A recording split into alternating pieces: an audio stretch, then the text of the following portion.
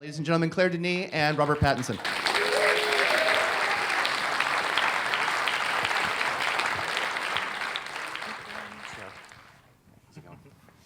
Oh,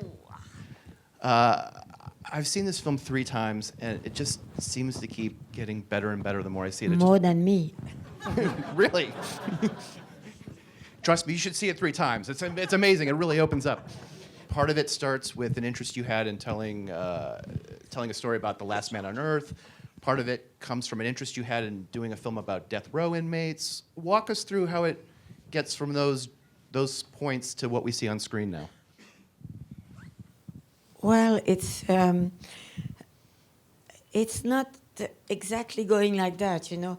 A script is born from so many things: music, reading, traveling. All these bring up. And I remember once I was in Texas and I read an article in which I read a small town was complaining about the cost of a death corridor for their community. And they said it's really hard to spend so much money on people who are really the worst, you know? And we should use them for good reasons. This was some time ago, and then there was also the idea of what happened if a man alone in space, because all his companions are dead for some reason. At first I thought about a virus, but then I changed the idea. Is left with a baby, but it's a baby girl, you know? And all this together, probably many other things, lead me to the expulsion to start writing a script, you know? You start writing a script when you have not only one idea. To start a script is to have a sort of emotion about a character, to have a sort of shape. And it was not at all science fiction for me. It was more like that man alone. Yeah. Mm. And at what point in the process, how early on did you get involved? Because the character of Monk was originally an older man, right? It was me, actually. Wow. No, it's true. I felt I was down when I was writing. I was tired of everything, you know. And I thought, this is me, you know. So, of course, then it changed. I mean, yeah, I couldn't have put it better. No, it's I much better. It's I you. I was fully playing Claire the whole time. No, you were not. No, yeah, You were Monte. You were the real Monte. No one else. yeah. No, I think in the script which I saw originally, where he was, I think it directly said he's a man in his 50s, and so I did the meeting thinking. Well, I think the only thing I said, I think I'd read the Wikipedia on string theory, and that was like my one card I could play. And it's like, I really think it's very important that he doesn't age, and everyone else age. And I could just see, like, and I was like, no shit, that worked.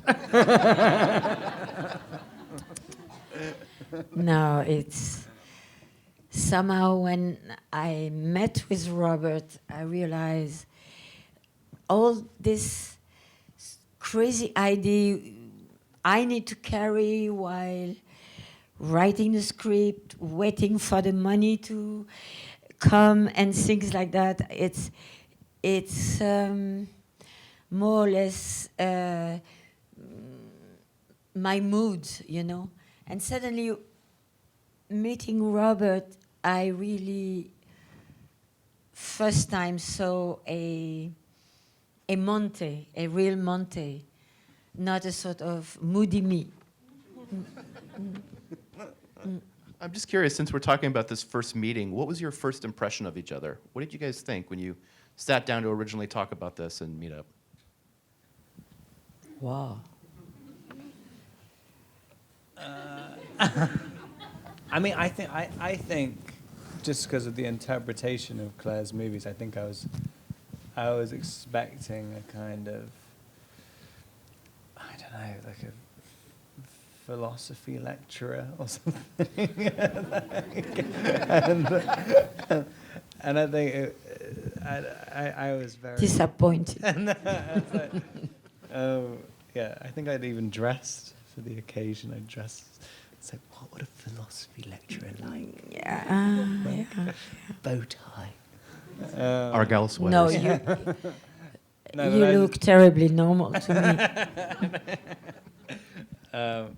but no, just like very. I was, she's just very funny, kind of witty, and yeah, it was strangely unexpected. Even though a lot of her movies and stuff are very funny, but I was a little bit surprised.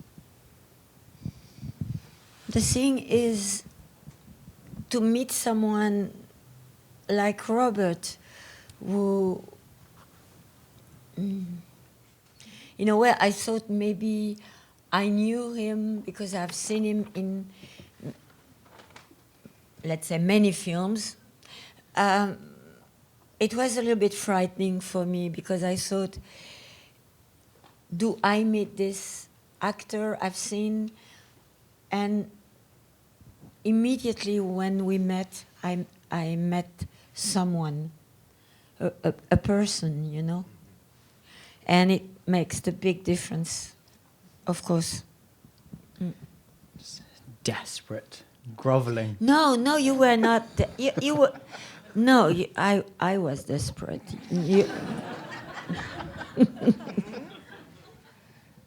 You've said that this movie had to be in English. Why? Well, very simply because for me there are only two languages in space, Russian and English. Nobody speaks German or French in space, I think soon they will speak Chinese, but from the time being, it's only Russian and English.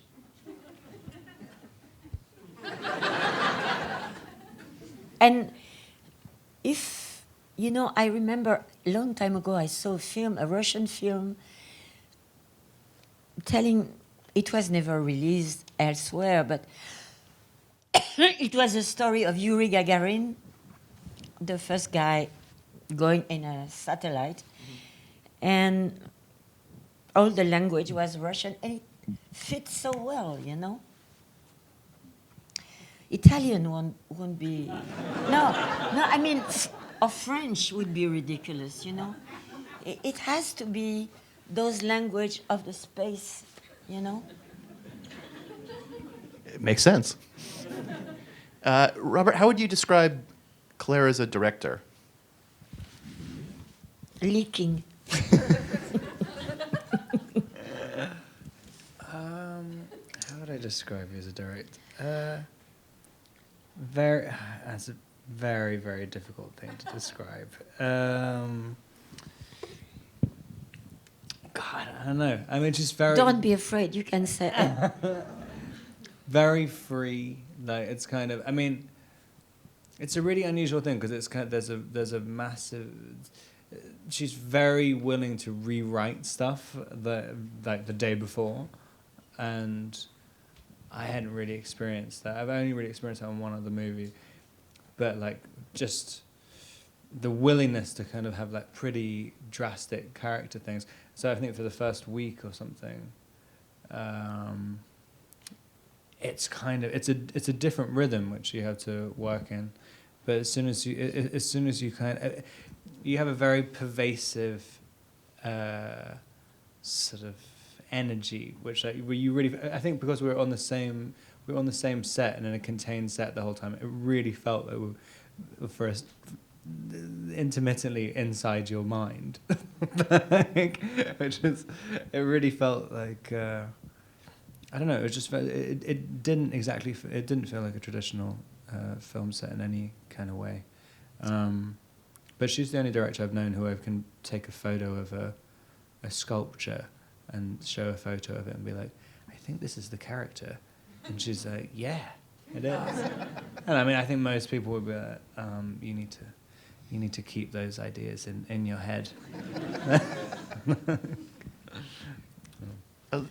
I think it's, to direct is something easy when liking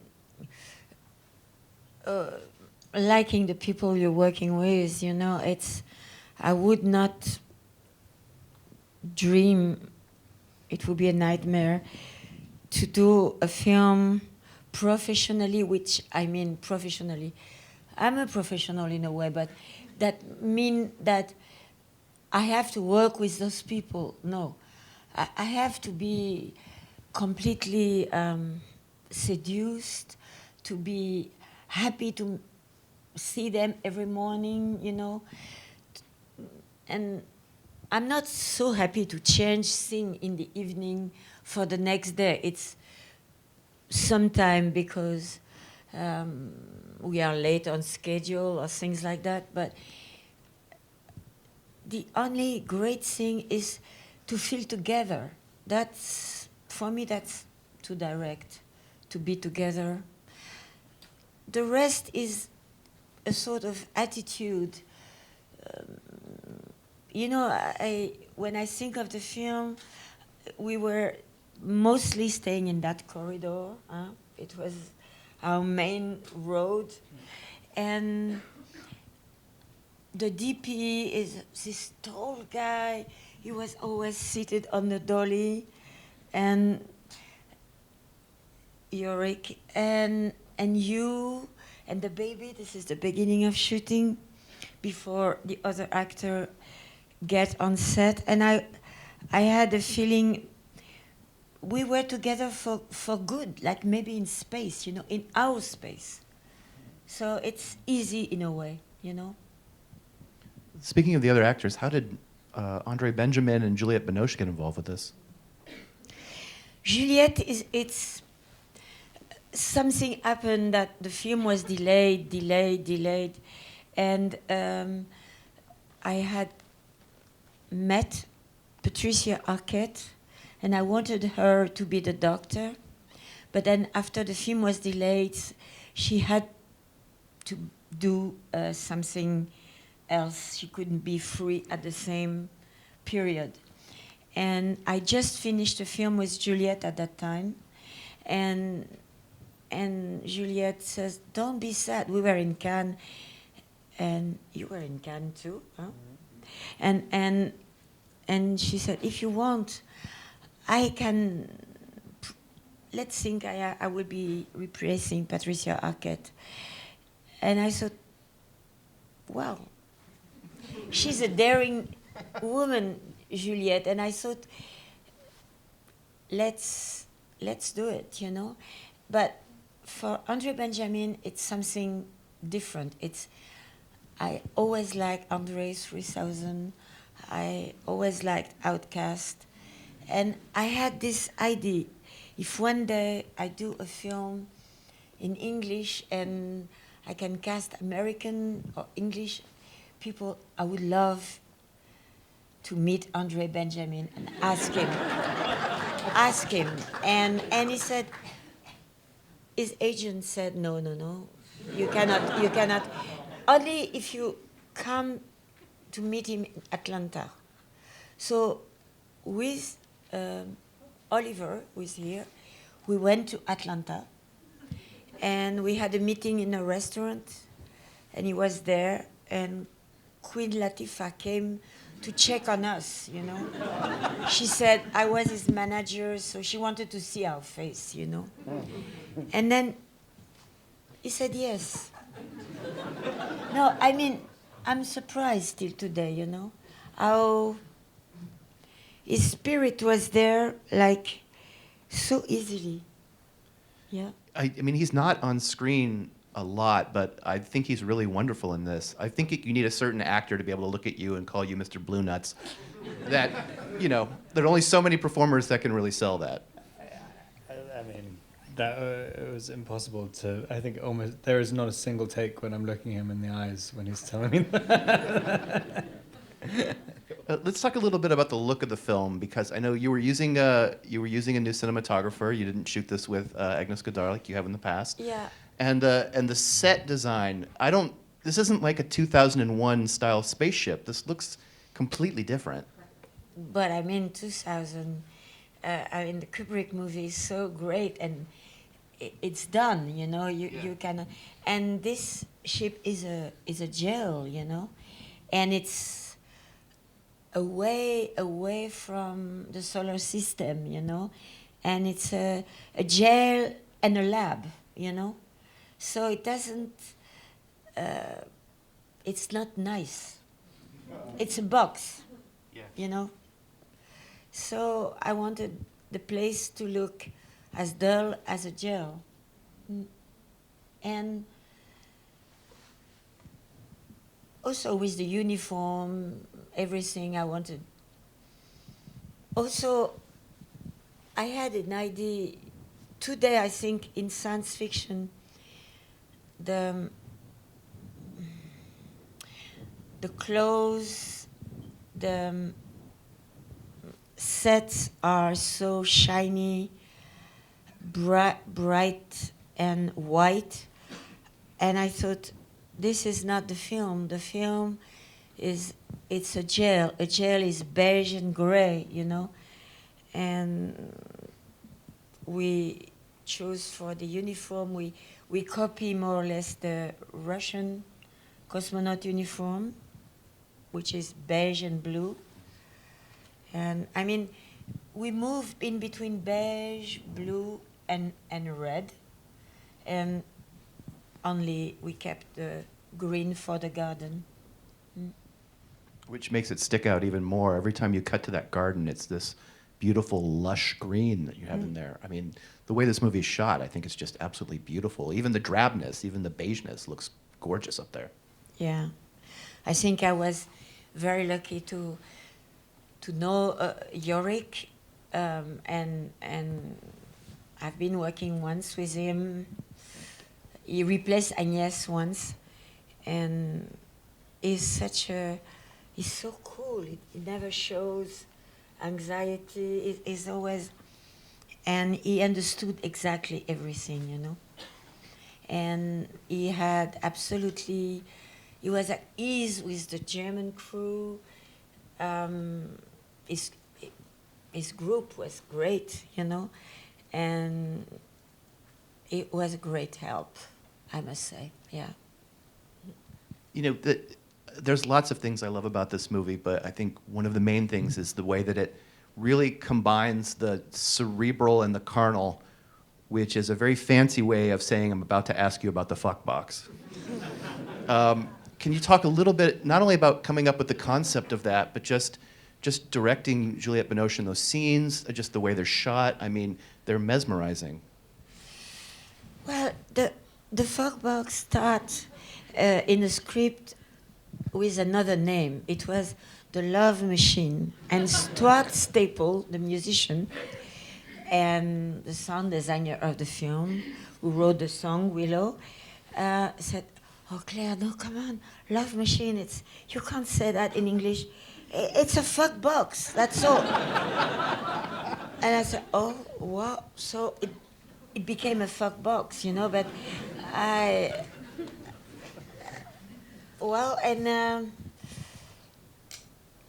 it's simple. It's very simple as a set, but Juliette made it incredible. Juliette, she wanted to do the scene, She was preparing herself, and we played the music on playback for her, and it was endless. She wanted another take. I mean, no. No. Juliette is is a sort of athlete, huh? In a way, you know? So she wanted to be sure everything was perfect. She, like as a Dr. Dibbs, she liked perfection. It reminds me of the end of Beau Travail, how it's something so simple as setting up a camera and having a room and having an actor like Denise Levant or an actress like Juliette Binoche, and just having them do it, like setting up a situation in which they can do that and you can capture those moments. Yeah, yeah. I think it's a question of mutual trust. And I think, I don't mean by that it's easy. No, of course not. It's not easy, especially for Juliette to be naked and Denis Lavant to be alone in this nightclub. But it's a question of mutual trust that nothing wrong will happen. It will be only beauty. And also for me it's important because I couldn't do scenes like that if I was not trusting the beauty of the scene. Yeah. You know, there are like all those moments at the opening of the film with Monty and that beautiful little girl, the baby. It's like I still dream about it. It was a moment of, I don't know for you, Rob, but for me it was so precious, you know. I knew those moments were the soul and the heart of the film, really. Let's talk about filming those scenes for a second, because you have to craft scenes around Rob working with a baby, and you have to act against a baby. Just walk us through sort of how you put those together, how you constructed them, making those sequences. I will let you answer, but I mean, the very simple thing is feeding her, is cooking a soup, feeding her, washing her, putting her to bed, but the minimum 1 line, 2 line. But with this little girl you knew before, because you choose her, actually. I mean, you choose her. No, we were in a dire strait with not the right baby, and you thought of that little girl you knew, and she came first day of shooting, and she saved the film. And she's the daughter of one of your best friends. But she would provide, like, so every single scene you do with her, she would do something, every single take. Which you, like, I mean, there would be moments where I'd just be almost wanting to look at the camera and be like, I mean, it's like ridiculous. When she started, when I was feeding her and she picked up like this sort of microchip thing off the desk and just started feeding herself with the microchip, and I was like, symbolism. But I was literally, it was crazy, but she would do like tons of that stuff. And even she took her first steps in the movie. Yeah. The scene when she gets up and that was her first steps. Yeah. We were in tears, actually. And she walked towards me and called me Dad. Yeah. Incredible. And your best friend is now no longer talking to you. Extremely upset with me. Just one last question before I turn this over to the audience for a couple of I have questions. to say somebody else, like the girl who did Willow Older, is also an extremely interesting young girl, you know. She was also trusting everything, you know. She was not afraid. She's not a professional actress. She wants to be an actress, but she's fantastic for me because she has a real beauty of not knowing that she's beautiful, you know. Something like you could believe she grew up in that place with a father, you know. And she's sexy without knowing. I mean, for me it was very touching. As as the baby in a different way. There is a wonderful rapport between the two of you. Jessie Ross, is that her name? I'm going to go ahead and turn this over. We've got about 5 minutes for questions here from the audience. So if you guys have a question, you, sir. Usually you use Tinder sticks and they help you. This is, I think, the first time that it's only the frontman of Tinder sticks, Stuart. So was that your choice or his choice? Is it because the music is very different than your other movies? So I'm very interested to know. Thank you. No, it's the same. Since it's now 20 years we work together, since Ninette and Bonnie. And it's under the name of Tinder Sticks, but by the time we did that film, he was also creating the sound of, so in a way use other instruments, you know, and the band was not involved the same way. But Stuart was always, Stuart is not helping me. Stuart is, to be honest, sometimes is a pain in the ass, you know, but Stuart is inspiring, and he understands so well a film. It's amazing for me.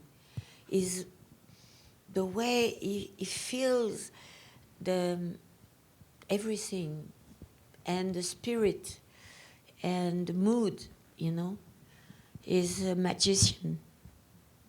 And Do that's, you agree? it's you singing at the end, right? Yeah. Well done. Thanks. Very Tinder Sticks-esque. I was copying Stuart's voice. Who else? I felt at times that I saw touches of Tarkovsky in this film, and also I felt it in other films of yours, the gaze of the camera, and I just wonder if he's been an influence on your work. And Yes, in a way, yes, because when I saw Stalker and especially Solaris, I could feel, but then I mentioned also the writer, Lem, who is a great science fiction writer.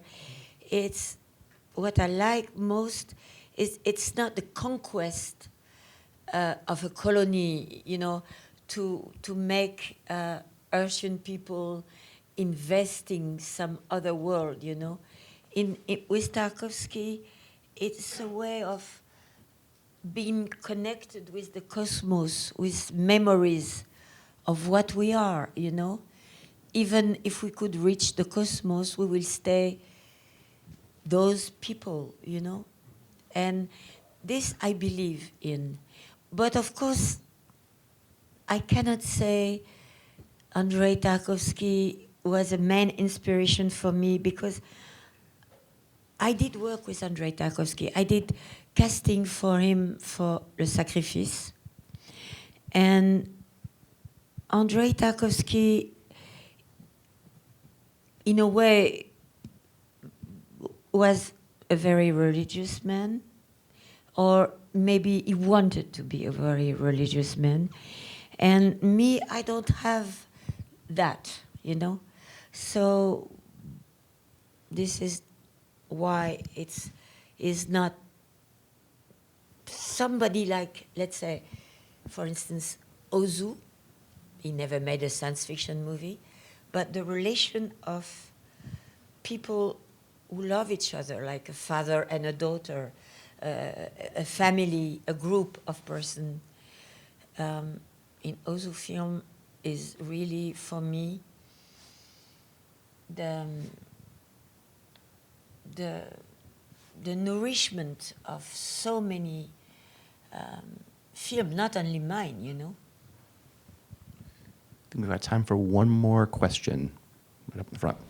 Hi, I have noticed in this work and in others, physical touch within family that is romantic but not sexual. And I felt that in this film, especially between the main character and the baby. I was wondering if you can speak on how you film that and how you create that with at the same time, in this film and others, that can exist at the same time that there is transgression, physical transgression, and violence that feels confusing. So if you could just speak on that, I would like to hear that. Maybe I'm not sure I understand your question. I understand the beginning, and then the second part of it is. So in this film, there's transgression as well. There's instances of rape and non-consensual contact. But this exists. But the rape scene is not. The rape scene is like a jail movie. It's people who are condemned to masturbation and to stay in a group. The scene of rape is not really a transgression for me. It's like this young man is getting crazy, with desire. There is a transgression in the film, I guess. It's the relation not with the baby, but what the young girl could expect from this man who loves her, and she loves him, but she has no one else. She never met anyone else, He is the only human person she will know, and is a father and also a man, So that's where I think there is a transgression, if I understand your question. But with the baby, I think it's only Robert find the real relation with the baby. It's I don't know. It's warm. It's tender. It's incredible, a relation with a baby. No, I mean no. Participate, please. I'm interested in listening. Wake up.